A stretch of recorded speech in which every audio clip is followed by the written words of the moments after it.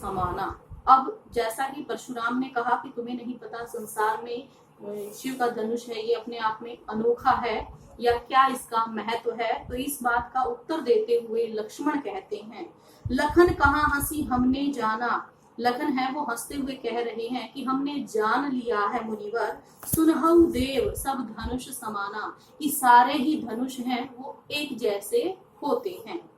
का क्षति लाभू जून धनु तोरे, वो कहते हैं कि क्या क्षति लाभू, कि क्या क्षति है, क्या हानि हुई है, लाभू और क्या लाभ हुआ है, धनु तोरे अगर ये धनुष टूट गया है। अगर ये धनुष टूट भी गया है तो किस प्रकार की हानि हुई है, ना कोई लाभ है।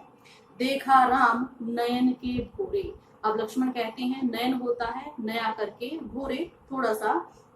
कि जो राम है उन्होंने तो इस धनुष को नया मान करके ही देखा था, मतलब उठाया था, उन्होंने सोचा ये नया धनुष है, ऐसा समझ करके ही राम ने इसे उठाया था। छुअत टूट रघुपति ने दोषु, और वो कहते हैं कि उनके छूते ही ये टूट गया, इसमें रघुपति श्री राम का कोई दोष नहीं है। यहाँ लक्ष्मण बता देते हैं कि राम ने ही धनुष को तोड़ा है, और वो भी कैसे, उन्होंने सोचा कि ये कोई नया धनुष है जिस पर प्रत्यंचा चढ़ानी है, जैसे ही श्री राम ने उस धनुष को उठाया और तभी वो धनुष टूट गया, इसमें राम का कोई भी दोष नहीं है।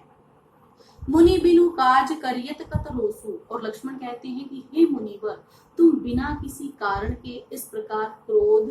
क्यों कर रहे हो। बोले चिते परसु की ओरा, चिते होता है देख करके। फिर परशुराम क्या करते हैं, अपना जो उनका फलसा है जिसको कि वो अपना हथियार के रूप में हमेशा अपने पास रखते हैं, उस फरसे की तरफ देख करके क्रोध में परशुराम कहते हैं,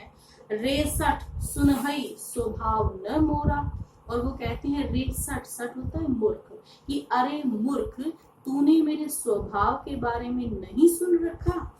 बालकू बोली बधो नहीं तो ही, कि तुम बालक हो, बालक मेरे सामने बोल रहा है कि तुम बच्चे हो, इसलिए बधो नहीं तो ही, मैं तुम्हारा वध नहीं कर रहा हूँ। परशुराम कारण बता रहे हैं कि मुझे क्रोध आ रहा है जिस प्रकार तुम जवाब दे रहे हो, लेकिन तुम बालक हो ऐसा मान करके मैं तुम्हारा वध नहीं कर रहा हूँ। केवल मुनि जड़ जान ही मोही, और फिर वो सचेत भी करते हैं और कहते हैं कि तुम मुझे जड़ मुनि अर्थात केवल एक साधारण मुनि तुम मुझे मत मानो। मतलब परशुराम ये दिखाना चाह रहे हैं कि भले ही मेरी वेशभूषा, मैंने जनेऊ धारण कर रखा है या मेरी वेशभूषा है वो मुनियों के जैसी है, लेकिन मैं एक साधारण मुनि नहीं हूँ जो मात्र शिक्षा देता है, अर्थात मैं क्षत्रिय की भांति लड़ना भी जानता हूँ, वो ये बताना चाहते हैं। इसलिए कहते हैं केवल मुनि जड़ जान ही मोही, तुम मुझे केवल साधारण मुनि मत समझो।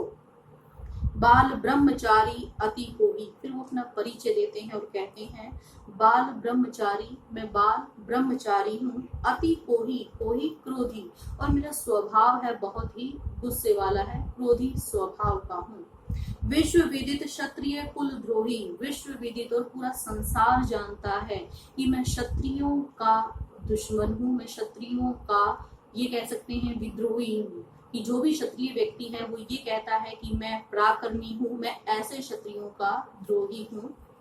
इस बात को पूरा विश्व जानता है। भुजबल भूमि भूप बिनु कीनी, फिर वो बताते हैं कि भुजबल, मैंने अपनी भुजाओं के बल से कितनी ही बार पृथ्वी को राजाओं से रहित कर दिया है, अर्थात मैंने क्षत्रियों की भांति युद्ध करके कितनी ही बार राजाओं को परास्त किया है।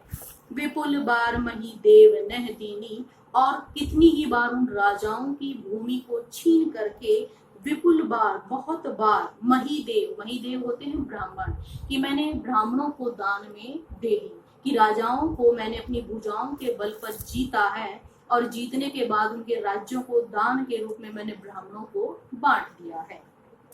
सहस्र बाहु भुज छिंद निहारा, फिर वो कहते हैं कि जो सहस्र बाहु है उसको भी भुज छिंद निहारा, मैंने अपनी भुजाओं के बल से ही मार दिया था, छेद दिया था।